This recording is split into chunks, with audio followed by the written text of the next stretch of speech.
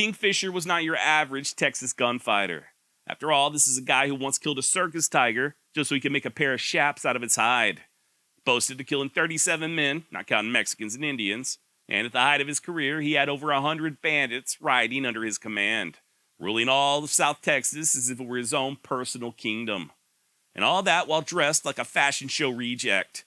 Gold-embroidered jackets, rattlesnake hatbands, bells on his spurs, and yeah, even those infamous tiger skin chaps. But who was Kingfisher? I mean, really.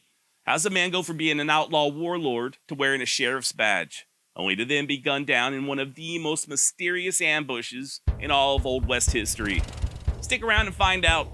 My name's Josh, and this is the Wild West Extravaganza.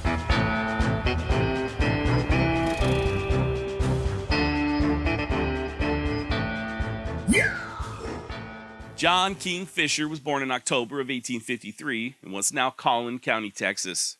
Sadly, his mother Lucinda passed away just a couple of years later, at which point his father Job moved the family south to Karnes County. He would remarry, but I guess he had a little too much in common with his biblical namesake, as wife number 2 also passed away. After which the family moved again, this time to the bustling metropolis of Goliad. Worth noting that Kingfisher did not get along with his stepmother. Or I guess I should say he didn't get along with her while she was still alive. There's even a story about her hanging him up from the doorway by his suspenders while she was doing chores, just to get him out of the way. Sounds a little extreme, but then again, young Fisher was reportedly quite the handful, very mischievous. And to make matters worse, when he reached his early teens, he also became very popular with the young ladies, which in my opinion is not a good thing, at least not at that age. I don't know about you, but I feel like all those early years of constant rejection from the opposite sex led me to becoming the humble, well-adjusted, and self-loathing person I am today. It's never a good thing to have too much success early on. Just ask Justin Bieber. Now, if being a teenage heartthrob ain't bad enough, King also started hanging out with the wrong crowd. In fact, he even got arrested for stealing a horse when he was just 15 years old. He'd be arrested yet again a year later after breaking into a house, and this time he wouldn't get off so easy. At just 16 years of age, Fisher was sentenced to 2 years in the state penitentiary. Luckily for him, they cut him some slack due to his youth, and he only ended up serving 4 months. From there, King drifted south and began working cattle, just like so many other wayward young men. Now, this area in question is known as the Nueces Strip, a lawless region in South Texas located roughly between the Nueces River and the Rio Grande. Apparently, local ranchers were experiencing a good deal of stock theft, and when the local law proved ineffective, they formed a vigilante group. According to historian Leon Metz, it was these same ranchers who, quote, employed Fisher to clean out the rustlers, and his reputation soared as a man of courage, end of quote. Now look, I'm not a big fan of vigilante justice, but I do think it's understandable, especially when the official law either can't or won't intervene. But then again, mob justice never ends well. It's messy, there's no due process, and innocent men tend to get strung up right alongside the crooked. It also tends to be the case that these so-called vigilantes will invariably end up doing the very same thing they're supposed to be preventing. Kingfisher and his bunch were no exception, and over time they too began stealing cattle. By the way, before we go any further, I do think we need to address Fisher's somewhat unconventional fashion sense. A Texas Ranger would once describe him as wearing an ornamented sombrero, a black Mexican jacket embroidered with gold, a crimson sash, crimson boots, and with 2 silver-plated, ivory-handled revolvers swinging from his belt. Another Ranger noted that Fisher was partial to a beaver hat with a solid gold band in the shape of a rattlesnake. He also wore silk shirts, silk bandanas, and even a pair of chaps made from the skin of a tiger that he had allegedly killed at a circus. Oh, and he also wore bells on his spurs, because I guess the normal jingle jangles of spurs sometimes just ain't enough. And yeah, in case you're wondering if you're imagining things or not, yes, I did just say that King had chaps that he made from the skin of a Bengal tiger. That is a true story. So just to sum things up, we've got a bedazzled sombrero, bedazzled jacket, gold rattlesnake hatband, red sash, tiger striped chaps, and bells on his spurs. It's almost as if the cowboy from the Village People looked at himself in the mirror one day and was like, you know what, I don't think I look gay enough. How can I turn it up to 11? Now physically, Fisher was not a big man, only 5'9" tall and 135 pounds soaking wet. But be that as it may, you'd be making a grave mistake if you were to confuse the outer man with the inner. I'll give you for instance. Remember that gang of vigilantes/rustlers that King was riding with? Well, one day he got into a heated argument with one of the leaders. Things escalated, and Fisher ended up shooting the man dead. And when two of the dead guy's buddies then went for their pistols, Fisher killed them as well. As I'm sure you can imagine, from that point on, he was the undisputed leader of the gang. Him and his tiger chaps. Who's the Tiger King now, bitch? Story goes that Fisher would kill an additional 7 men over the next few months. Not bad for someone barely old enough to shave. By the way, it's worth noting that this wasn't no small gang of rustlers targeting a tiny stretch of land. According to Ranger Captain Leander McNelly, at the height of King's reign, he ruled the entire area between Castroville and Eagle Pass with an army of at least 100 men. Now, he would eventually form a ranch of his own along Pendacea Creek. I can only assume that King enjoyed his privacy as he placed a large sign on the road leading to the ranch, which stated, "This is King Fisher's Road. Take the other one." This ranch, by the way, would serve as a sort of headquarters for he and his gang's activities. Activities that mostly took place on the opposite side of the river. And really, this just goes back to what I said earlier about the Nueces Strip being so lawless. For about as long as anyone can remember, the Texans would cross the Rio Grande and make off with Mexican livestock, and vice versa, with the Mexicans doing the exact same thing.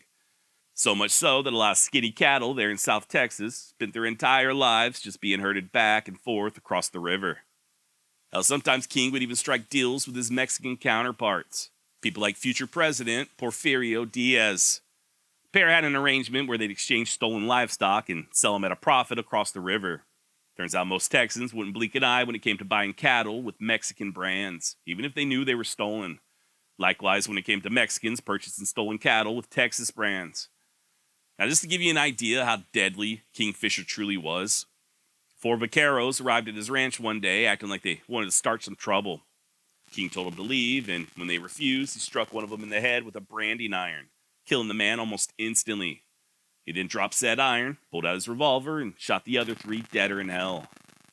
On another occasion, he was drinking in a saloon a couple of counties over when a cowboy by the name of William Donovan refused to buy him a drink. So naturally, King drew his pistol and gunned Donovan down. He would be arrested for this killing and charged with murder, but he was ultimately found not guilty. Just one of the many times that the courts refused to convict him. Fisher would even brag about it, at one point stating, quote, "You could not persuade a man in this whole country to testify against King Fisher or any of his clan," end of quote. Now, this was a somewhat troublesome development, not only because justice wasn't being served, but also due to Fisher now referring to himself in the third person, which, let's be honest, is never a good sign. He wasn't lying, though. Over time, King would be subjected to over 20 indictments, mostly for murder and theft, all of which were eventually dismissed. Now, Fisher would end up getting married in April of 1876 to a lady by the name of Sarah Vivian. Apparently, she had a calming effect as King did begin to settle down. He started focusing more and more on legitimate work, formed a new ranch, and, believe it or not, he even became a deputy sheriff over in Uvalde County. I say believe it or not because this is actually very common when it comes to Old West history. There were a ton of outlaws who would end up pinning on a badge later on in life. The opposite was also true. Many a lawman, tempted by the idea of turning a quick buck, would find themselves locked up in the very same jails they had once held the keys to. Per Leon Metz in his book The Shooters, quote, "With his talents now on the side of the law, King became a diligent police officer, tracking down Tom and Jim Hanahan, 2 accused robbers of the El Paso stage. When both men resisted, King killed Tom, captured Jim, and recovered the money," end of quote. So yeah, apparently Fisher really dove into this new job head first. He and Vivian would welcome their first child in late October of 1877, daughter named Florence Fredonia, and over the course of the next 5 years, they'd have 3 more, all of which were girls. May God have mercy on his soul. Then, when the sheriff there in Uvalde County was indicted for dipping his hands in the public till, King took over the job as acting sheriff. He even started campaigning for the election of 1884. Matter of fact, it's his duties as sheriff that brought him to the state capitol in spring of that same year. Texas legislature had recently made fence cutting illegal, so King was looking to learn more about the new law. And as fate would have it, while he was there in Austin, he bumped into his old friend, Ben Thompson. Now, full disclosure, I'm not sure how the two initially met, but Thompson's pretty damn interesting in his own right. Born in England in 1843, his family immigrated to the States and settled in Texas when he was still a young boy. A few years later, he joined up with the Confederate Army, saw action during the battles of Galveston and Lafourche Crossing. After the war, Ben headed south and served under Mexican Emperor Maximilian, fighting against the revolutionaries. He then did a stint over in Huntsville prison after nearly beating his brother-in-law to death, which, if you ask me, ain't much of a crime. Skip ahead to 1870, and Thompson was in Abilene, Kansas, running the Bull's Head Saloon with his partner Phil Coe. Or at least he did before Coe was shot and killed by Wild Bill Hickok in October of 1871. Thomas would later join Bat Masterson during the Royal Gorge Railroad War, and once that little dust-up was over, he moved to Austin and opened up the Iron Front Saloon. He was also appointed as Austin City Marshal. I'm kind of glossing over Thompson's various adventures, but he did not shy away from confrontation. Like in July of 1882, when he got into it with one of the owners of San Antonio's Vaudeville Theater, a guy by the name of Jack Harris. Thompson had lost heavily while gambling there at the Vaudeville and swore up and down that he was going to put him out of business. And when he returned, Harris was waiting on him with a double-barreled shotgun. As Thompson stepped inside, the two began exchanging words, and when Harris went to raise that scatter gun is when Ben shot him in the heart. Although Thompson was later acquitted, this killing would cost him his job as Austin City Marshal, so I got to imagine that he held a grudge. It's also worth noting that he had previously killed the owner of Austin's Capitol Theater as well, so who knows, maybe Thompson just had a hard-on for theater owners. Either way, like I said earlier, he and King would link up in March of 1882, just a few short months after the death of Jack Harris. The pair embarked on a day-long drinking binge there in Austin, and by that night they were on a train headed straight to San Antone. Neither man would be alive come sunrise. Now, I do feel like I need to point out that there are different versions as to why they decided to visit San Antonio in the first place. Remember, King was living in Uvalde, so he was most likely going to be passing through San Antone anyway on his way home. Whether or not he invited Thompson or Thompson invited him, I honestly do not know. There are even some who think that King agreed to join Thompson just to help him smooth things over with Jack Harris's former business partner. Just a way of burying the hatchet. Whatever the case, by the time they arrived, Thompson was already 3 sheets to the wind. He was also in a pretty foul mood, as evidenced by him striking one of the train porters. He actually hit the man so hard that blood splattered all over his hat. So naturally, Thompson pulled out a knife, cut the hat's crown off, and then stuck said knife in the hat's brim. And that is literally how he stepped off the train there in San Antonio. Drunk off his ass, sprinkled in blood, and with a knife poking out of his crownless hat. Looking like a goddamn psycho. So yeah, right off the bat, not exactly off to a good start. He and King then hit up the Turner Opera House, before moving on to the Vaudeville Theater. Remember, this is the same place where Thompson had killed Jack Harris. They actually caught a ride on a hack, believe it or not, despite the Vaudeville just being a short walk from the Opera House, which I think probably says a lot as to their level of sobriety. Unbeknownst to either King or Thompson, word of their arrival had preceded them. Not only were telegraphs sent ahead of time, but there was a U.S. Marshal on the very same train that had delivered them to San Antone. While King and Thompson were at the Opera House, the deputy had rushed over to warn the owners of the Vaudeville. And in turn, the city marshal was also notified and said that he'd send over 6 officers to keep things cordial.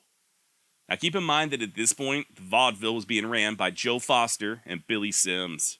Foster was actually one of the original owners, and after Harris's death back in March, he brought Sims in as his new partner. Now when King and Thompson finally got to the Vaudeville, they swung by the bar for a quick drink, after which they headed upstairs to take in a show. Hell, Sims was even kind enough to send up a few working gals to keep him company, or as one historian put it, girls in short skirts and red stockings. Thompson ordered yet another drink as Fisher lit a cigar. And what happened next sort of depends on which version you choose to believe. Kind of scant on details, unfortunately. According to one account, Thompson spied Foster as he and King were leaving and tried to shake his hand. Foster declined, and things just sort of escalated from there. Another goes that Foster and Billy Sims joined Thompson and King upstairs, and that's when Thompson started levying threats. He even began making jokes about killing Jack Harris. Vaudeville bouncer/police officer Jacob Coy urged Ben to keep his mouth shut, but he refused to listen. He even went so far as to call Foster out, but Foster responded by saying that he didn't want no trouble. By this point, everyone was standing up. You had Foster and Sims over by the door with the bouncer Coy, and about 4 feet away and to their right were Kingfisher and Ben Thompson. Coy once again urged calm, but Thompson wasn't having it. He jerked iron and attempted to strike Foster with his pistol, but Coy managed to swat the revolver away. And that's when all hell broke loose. When the smoke finally cleared, Kingfisher was dead, his body riddled with at least 13 bullets. Thompson was likewise deceased, having received a total of 9 rounds. And to this day, nobody knows exactly what happened or who killed who. Worth noting that both Coy and Foster had also taken rounds. In fact, Foster would die of his wounds just 11 days later. I actually covered Kingfisher a very long time ago, back when this show first started. And I originally stated that while Thompson was immediately killed, King managed to shuck iron and put a bullet in Foster's leg, for he too was cut down. Turns out that's probably not the case. There was an investigation right there at the theater later on that night, and King's revolver was found to be still in his holster and fully loaded. Per a Galveston News article published the following day, quote, Fisher's pistol was found belted around him, undischarged and in its scabbard, a remarkable circumstance for one so quick in drawing and so self-possessed when in danger, end of quote. A more plausible theory regarding Coy and Foster's wounds were that they simply got caught in the crossfire, which I think also explains why 2 accomplished killers like Kingfisher and Ben Thompson were so easily killed. You see, there was a separate inquest performed on Thompson, and the forensic evidence strongly suggested that the fatal rounds came from above and slightly behind. In other words, either Foster or Sims had stationed gunmen on the upper level of the theater. And that being the case, neither King nor Thompson even caught so much as a glimpse of their assassins. Hell, they never even had a chance. As far as I know, this has never been explicitly proven, and these alleged gunmen were never identified. Despite the outraged public calling for a grand jury indictment for all involved, nothing ever really came of it. Now, just a quick side note, but the last time I was in San Antonio, I actually paid a visit to where the Vaudeville Variety Theater once stood. I don't recall the exact source, but supposedly it was located on the northwest corner of Commerce and Soledad, which nowadays is home to a Subway. So on the off chance you feel like eating a day-old tuna on flatbread at the same place where 2 noted Old West gunfighters were killed, well, now you know where to go. By the way, that's just a very short walk, like less than 5 minutes, away from where the infamous Council House Massacre took place in 1840. You also have the San Fernando Cathedral right there as well. A lot of really cool history within just a couple of short blocks. But yeah, back to our topic at hand. Kingfisher was transported via train to Uvalde the following day after he was killed. And he was buried the day after that on March 13th. Just 31 years old at the time of his death, by the way. Very young. And yeah, legend has it the king was buried in his tiger skin chaps. Chaps. Keep wanting to call them chaps, but apparently the proper way is chaps. Fine. Now, I barely touched on his wife and kids, but aside from one of his daughters dying as a toddler, the other 2 would live all the way until the 1950s. Now, even King's widow, Vivian, would live another 63 years, passing away in 1946 at the ripe old age of 89. Oh, one more thing. Remember the guy who King shot and killed while he was acting sheriff, Tom Hanahan?